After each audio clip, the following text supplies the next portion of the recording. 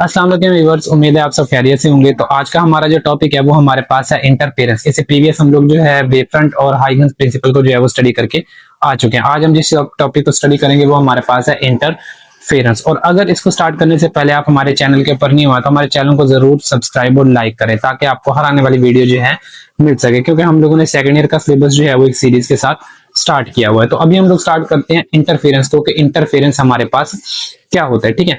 अब बच्चों देखें, पहले हम आपको डायग्राम के थ्रू समझाएंगे, फिर आप लोगों को डेफिनेशन बताएंगे, ठीक है। तो आप लोगों ने लेक्चर को लास्ट तक देखना है ताकि आगे आने वाले टॉपिक्स जो है आप लोगों को इजीली क्या हो सके, अंडरस्टैंड हो सके, क्योंकि आगे वाले टॉपिक्स जो है इन्हीं टॉपिक्स के ऊपर क्या करेंगे, बेस ऑन करेंगे हमारे पास। अब अगर दो वेव हमारे पास एक ही मीडियम में क्या कर रही है, ट्रेवल कर रही है, मतलब दो वेव हैं और एक ही मीडियम के अंदर क्या कर रही है, ट्रेवल कर रही है, ठीक है, जिनकी फ्रीक्वेंसी भी सेम है, इनकी वेवलेंथ भी सेम है और उनका एम्पलीट्यूड भी क्या है, सेम।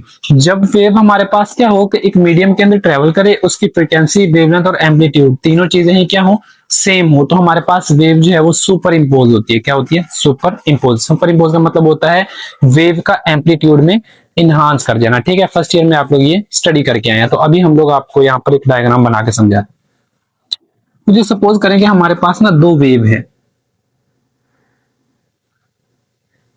एक ये वेव है हमारे पास, ठीक है, फर्स्ट वेव का इसको नाम दे दें। एक और वेव है जो कि सेम इसी मीडियम में क्या कर रही है, ट्रेवल कर रही है हमारे पास।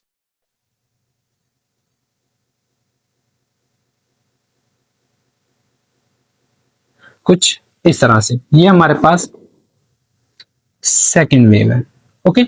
अब अगर मैं क्या करूं, मैं इस वेव को देखूं ना, तो यहां पे देखो बच्चों, क्रस्ट के सामने क्रस्ट और ट्रफ के सामने ट्रफ है हमारे पास, ठीक है। अगर ऐसी कंडीशन हो जहां पे क्रस्ट के सामने क्रस्ट और ट्रफ के सामने क्या हो, ट्रफ हो, यहां पर भी क्रस्ट के सामने क्रस्ट है, ठीक है। तो आपके पास जो रिजल्टेंट वेव है, क्या है, रिजल्टेंट वेव, वो आपको क्या मिलेगी, एम्पलीट्यूड में इनहांस होकर मिलेगी, ठीक है। तो इस तरह से वो क्या हो जाएगी, इनहांस हो जाएगी, मतलब उसका जो एम्पलीट्यूड है वो हमारे पास क्या हो जाएगा, पहले से ज्यादा हो जाएगा। अब यहाँ पे देखिए ना हम लोग, तो हमारे पास एम्पलीट्यूड की जो वैल्यू है वो कुछ यहाँ पे आ रही है, लेकिन सुपर इंपोज होने के बाद वेव की वैल्यू कहां पे आ गई, यहाँ पर एम्पलीट्यूड की। इसको आप कहते हैं सुपर इंपोज हो जाना। वेव क्या हो गई, सुपर इंपोज। अब इसके लिए ना हमारे पास तीन कंडीशन जरूरी है। आपके पास दे हैव बोथ वेव्स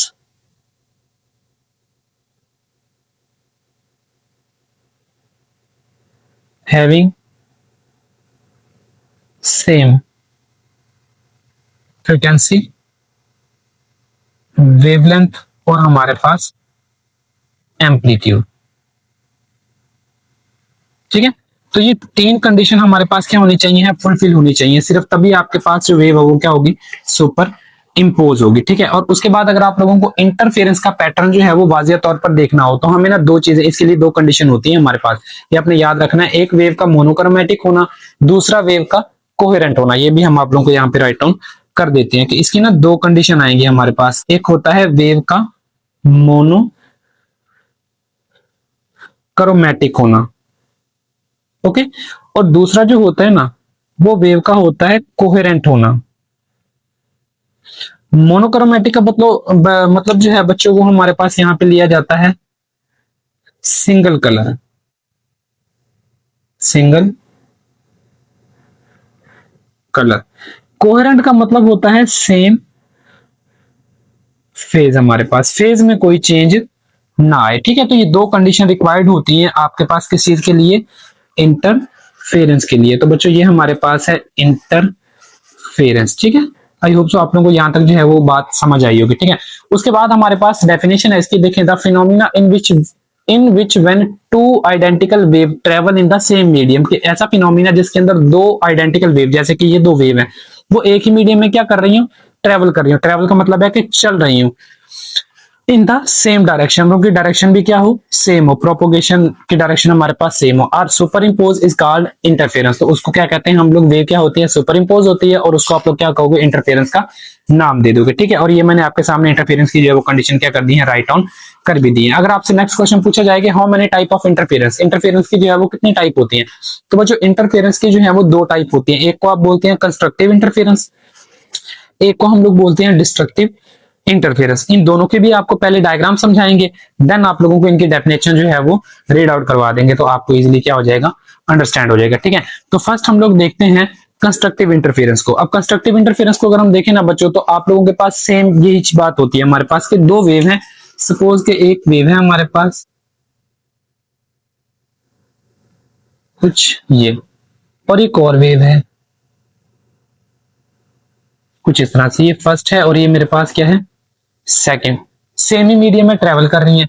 अगर क्रस्ट के साथ क्रस्ट मैच कर जाए, ठीक है, क्रस्ट के साथ क्रस्ट, और ट्रफ के साथ क्या मैच कर जाए, ट्रफ मैच कर जाए आपका कुछ इस तरह से, तो इस चीज को आप लोग जो है ना, इंटरफेरेंस का भी वैसे तो नाम ही देते हैं, और इसी चीज को आप लोग किस चीज का नाम देते हैं, कंस्ट्रक्टिव इंटरफेरेंस का नाम देते हैं। यहां पर आपके पास जो एम्पलीट्यूड है अगेन हमारे पास क्या हो जाता है, इनहांस हो जाता है, जैसे कि हमारे पास कुछ यहाँ पे हो जाता था। ठीक है, अभी हमने ये डायग्राम समझाई है इंटरफेरेंस की, तो सेम हमारे पास इसी चीज को आप लोग क्या बोलते हैं, कंस्ट्रक्टिव इंटरफेरेंस का नाम दे देते हैं। कि क्रस्ट से क्रस्ट और ट्रफ से क्या मैच कर जाए, ट्रफ मैच कर जाए। ये देखें, if the crust of one wave fall on the crust of wave and trough of wave fall on trough, then it is called constructive interference. के हमारे पास दो वेव है, जहां पर क्रस्ट जो है वो क्रस्ट पर फॉल कर जाए, मतलब क्रस्ट क्रस्ट से क्या कर जाए, मीट कर जाए, और ट्रफ जो है आपके पास वो ट्रफ से क्या कर जाए, मीट अप कर जाए, तो उसको हम लोग क्या कहते हैं, कंस्ट्रक्टिव इंटरफेरेंस। और बच्चों इसी चीज को ना आप लोग ब्राइट फ्रिंज का नाम भी देते हैं। ठीक है, ये हम आगे जाकर समझाएंगे भी कि आपको ये कहां पर यंग डुअल स्लिट एक्सपेरिमेंट के अंदर हमारे पास ये यूज होगा। ओके हो गया। अब देखें नेक्स्ट हमारे पास आता है डिस्ट्रक्टिव इंटरफेरेंस। क्या चीज आती है, डिस्ट्रक्टिव इंटरफेरेंस आता है। अब डिस्ट्रक्टिव इंटरफेरेंस में क्या होता है, इसी चीज को ना बच्चों आप लोग रिजल्टेंट का नाम भी देते हैं। ये मैं आपको यहाँ पर लिख भी देता हूँ, परेशान नहीं होना आप लोगों ने अगर आप रीड ऑन करते हो तो। ठीक है, तो ये हमारे पास क्या है, रिजल्टेंट है।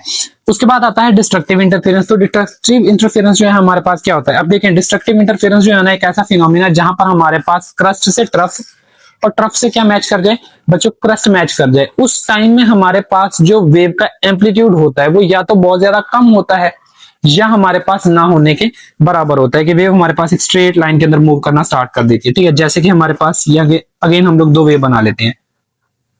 एक हमारे पास है ये वेव, ठीक हो गया, और एक हमारे पास है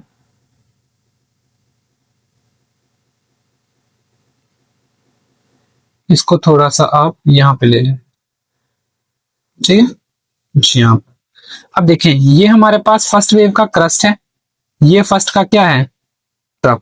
अगर क्रस्ट से क्या मैच कर जाए बच्चों, ट्रफ मैच कर जाए, और आपके ट्रफ से क्या मैच कर जाए, क्रस्ट। ये इस टाइम ट्रफ है और ये मेरे पास क्या है, क्रस्ट है। उस टाइम हमारे पास जो इंटरफेरेंस होती है ना बच्चों वेव की, वो हमारे पास क्या होती है, डिस्ट्रक्टिव इंटरफेरेंस होती है। यहां पर आपको क्या होता है, रिजल्टेंट के अंदर जो चीज मिलती है ना, या तो आपको कुछ इस तरह की स्ट्रेट लाइन ही मिलती है। ठीक है, इसको आप लोग रिजल्टेंट बोलेंगे, स्ट्रेट लाइन आपकी बुक के अंदर इसी चीज को रिजल्टेंट का नाम दिया हुआ है।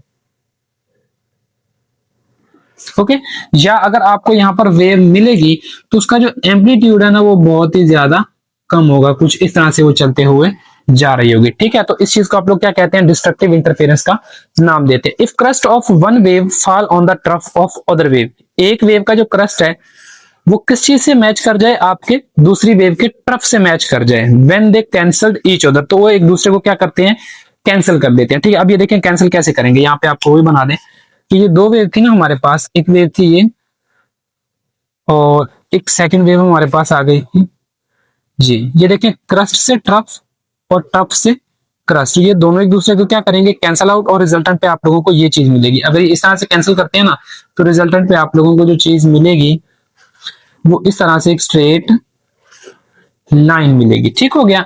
इसी चीज को ना बच्चों आप लोग, ये तो वैसे तो है डिस्ट्रक्टिव इंटरफेरेंस, इसी चीज को आप लोग जो है ना डार्क फ्रिंज का नाम देते हैं,